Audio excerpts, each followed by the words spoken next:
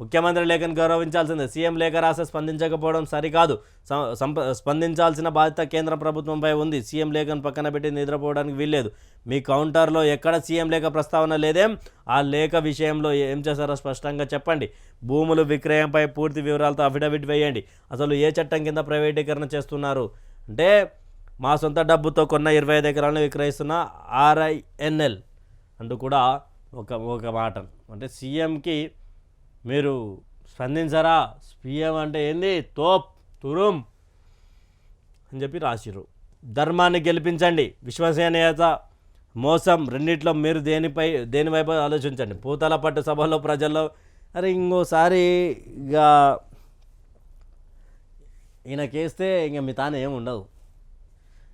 అడుగడుగుకి ఒకటి కనిపిస్తుంది మీకు. ఆల్రెడీ నేను ఆంధ్ర మొన్న రీసెంట్గా పోయినప్పుడు అడుగడుగు కాదు, ఈ నుంచి గల్లీ గల్లీలో 2 ఉంటాయి, గల్లీలో ఒకటి ఉంటుంది కన్ఫర్మ్. వాళ్ళు మళ్ళా హిందువుల మీద దాడులు చేస్తారు, మళ్ళీ మీదకి వెళ్ళి మతం మారుస్తారు, అన్నీ చేస్తారు. జగన్ వచ్చినాక ఎక్కువైంది వాళ్ళకి ఎక్కువైంది, జగన్ మార్చుడు ఎక్కువైంది. పొద్దుగా లేసే ఆయన యేసు సూత్రము చదవంది బయటికి రాడంట ఆయన. మన నాయకులు ఉంటారు, రంజాన్కి పోతారు, టోప్ పెట్టుకుంటారు, చర్చికి పోతారు, సెలవు జీసస్ అంటారు. కానీ జగను తిరుపతికి రా అంటే రాడు, వాళ్ళ భార్య రా అంటే రాదు. ₹1 కోటి పెట్టి సెటప్ వేసుకొని ఆ అక్షంతలుడుగా ఇట్లా తగులుతుంది, ఇట్లా వెనక్కి తగులుతుంది. తీర్థం ఉడక ఆయనకు బిస్లర్ వాటర్ బాటిల్ దాంట్లో వచ్చి తీర్థం తాగినట్టు ఏదో కలరింగ్ ఇస్తాడు. తీర్థం కాదు, కొబ్బరి నీళ్ళు కావాలి, బిస్లర్ నీళ్ళు చేతిలో వస్తాడు. ఎంత చులకనా మేమంటే మీకు.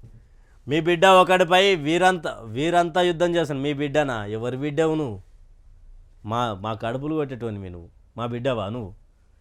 మంచి కోసం కుటుంబం అంతా కూర్చొని ఆలోచించండి. మీ బ్యాంక్ స్టేట్మెంట్ చూసుకోండి.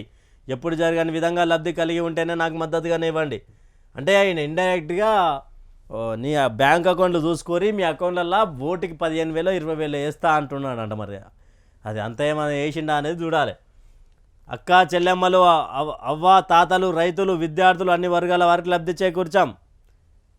అందరికి లబ్ధి చేకూర్చిందంట. ఇంకా అసలు ఇక ఆడేమంటారు దాన్ని, దాన్ని ఏమంటారు అబ్బా, ఏమప్ప అది, అందరు లాభం చేకూర్చారు. అసలు నిరుద్యోగం అనేటోడు లేడు. ఆంధ్ర మొత్తం వికసిల్లిపోతూ ఉంది.